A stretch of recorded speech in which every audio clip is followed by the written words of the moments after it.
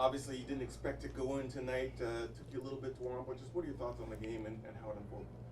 Uh, as the backup, I mean, you prepare. It's so cliche every week, like the starter, right? But I feel like I truly do. But still, you never want to see the leader of the team go down like that. It sucks. I'm praying for VA. Obviously, not going to get into that right now. But thankfully or not thankfully, I've been in this position before in 2019 when Jeremiah went down. And it was so eerily similar, just the deflation of a sideline, right? And I totally understand it because that's our guy. Like, VA is our guy. And so when you come in that situation, it's hard, right? I was just trying to come in and make positive plays. Thankfully, we strung together enough plays to get a win. An ugly win is still a win, especially when you're going against the West. So, yeah, like I said, it was a tough, hard-fought battle. Definitely don't expect to get in, even though you prepare to. And yeah, not happy with my performance, I guess, but happy we won. You know what I mean? Like, it's hard to be upset about a win. So, but I know I can be better. I would say the first drive was probably the best. You guys go 84 yards, get the only touchdown in the game, and then it kind of tailed off. Yeah. I think there were a couple negative series, a couple 3-and-outs. Yeah. How long did it take you to kind of play yourself into the game? Yeah. I mean, it just felt good to get back out there. I just haven't had many reps since training camp, I guess, and really even last year, how the season ended for me personally kind of ended with no reps, right? So personally, it felt good to just get out there and play. But yeah, it took a little bit, and we weren't really helping ourselves with all the penalties we kept committing because kept telling the guys on the sideline, don't get frustrated, we need to be better.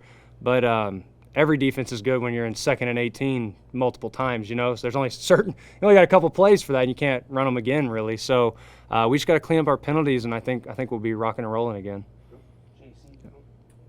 Yeah, the offensive line seemed to get off to a bit of a slow start, really struggled there. Cleaned it up a bit in the second half. Yeah. What was your assessment of their performance? I think they had the toughest task out of everybody this week. I mean, Saskatchewan has a great front seven.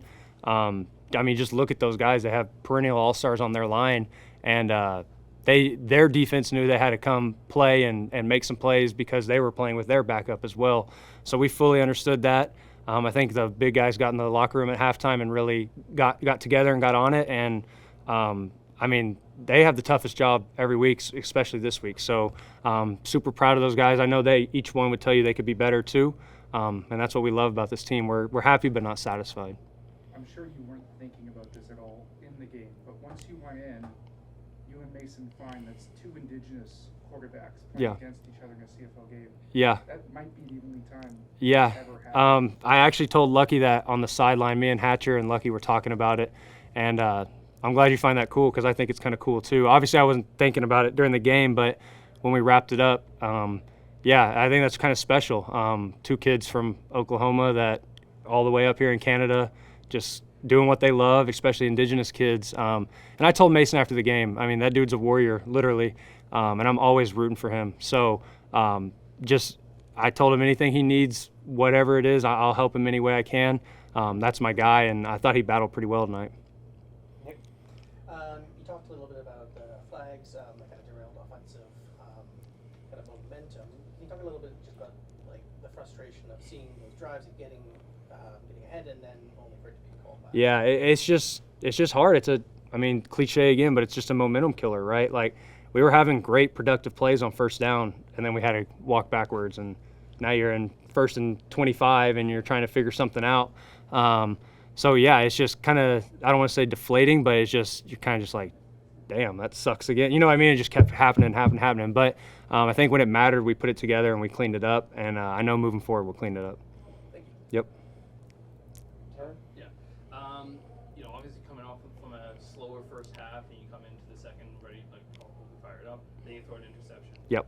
Kind of tough to see, but how do you bounce back from that and get Yeah. the team ready to go for the next drive? Man, really, I just tried to make the perfect throw on that interception.